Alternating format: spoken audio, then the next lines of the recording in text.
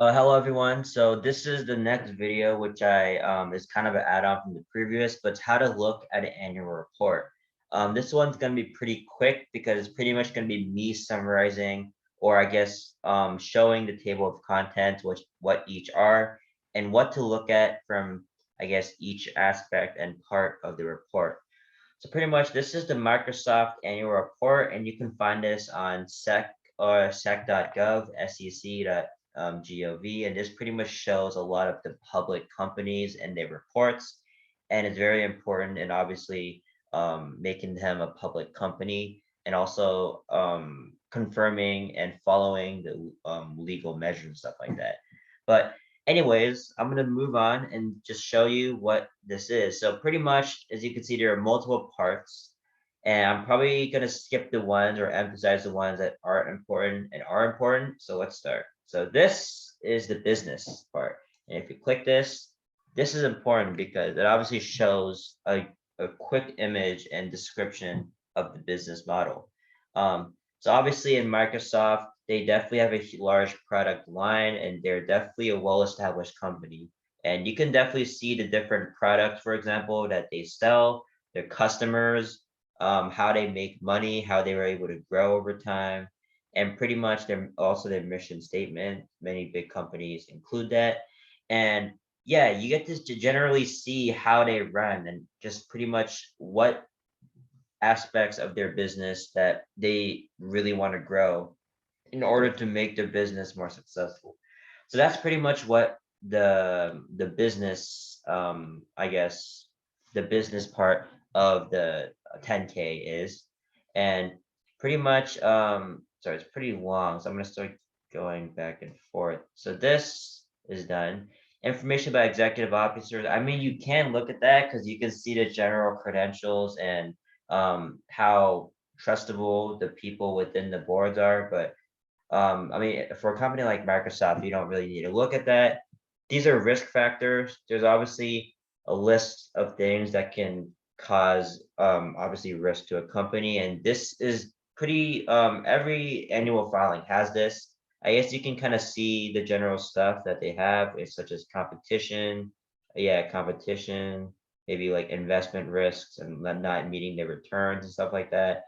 But every company has this. I take this with a grain of salt and not really look at it. I don't look at these. I don't really look at this. This is just like patents and stuff, making sure that they're following the rules. There isn't too much issue, but there isn't any issue with that for Microsoft probably. Um, this is the, I guess, this is the common equity and stockholder matters and issuer purchases. And this is just looking at like just the historical, like the shares outstanding, how many they have. It pretty much updates every year or in the annual filing. So you can kind of see, for example, it's kind of indicative of the company's performance. Like if the number of shares outstanding if they decrease, that could be a sign of the company or investors being more confident in the company, which can maybe incentivize a buy, maybe assuming you do all of your research.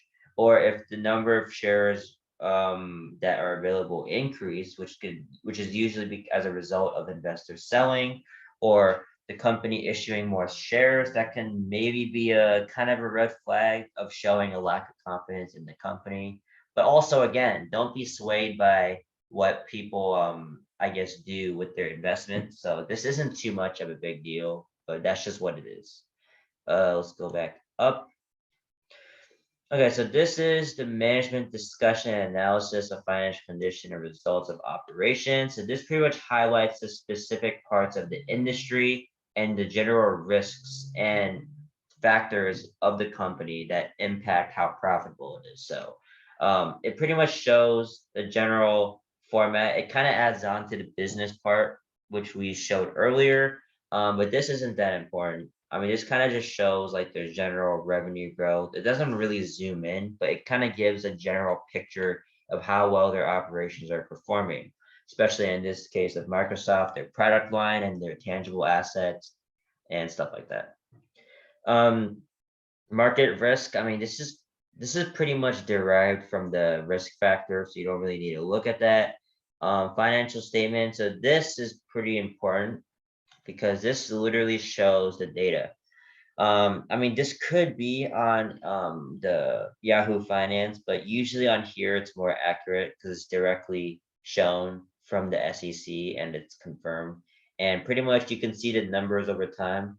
If you want to do a discounted cash flow analysis off of this, you kind of need multiple 10Ks because they only show a span of 3 years. So it might not be the best way of projecting cash flow, but you do get a general idea of how much income they're generating, if they're growing their assets or liabilities, and just how well they're managing their stuff.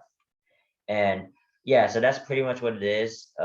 If you want to see like the previous video of the DCF, discounted cash flow analysis, where I zoom more into the financial statements, you can go look into that. And these aren't that important. This one isn't that important. This is pretty much just looking at management control. It's more like legality issues, especially for Microsoft. It's really prestigious. You don't really need to know or zoom in too much about that.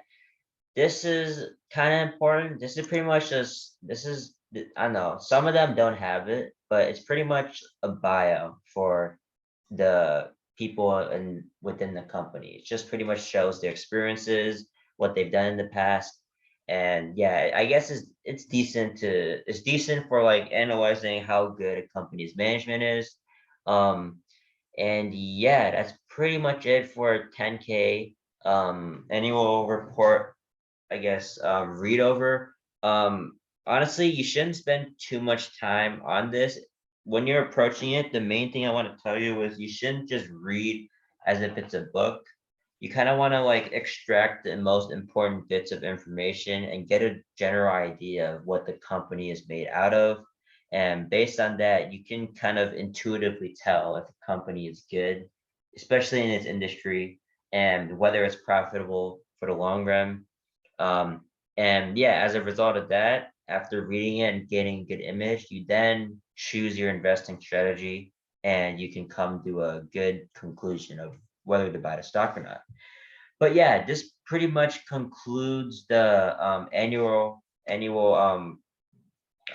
reports section.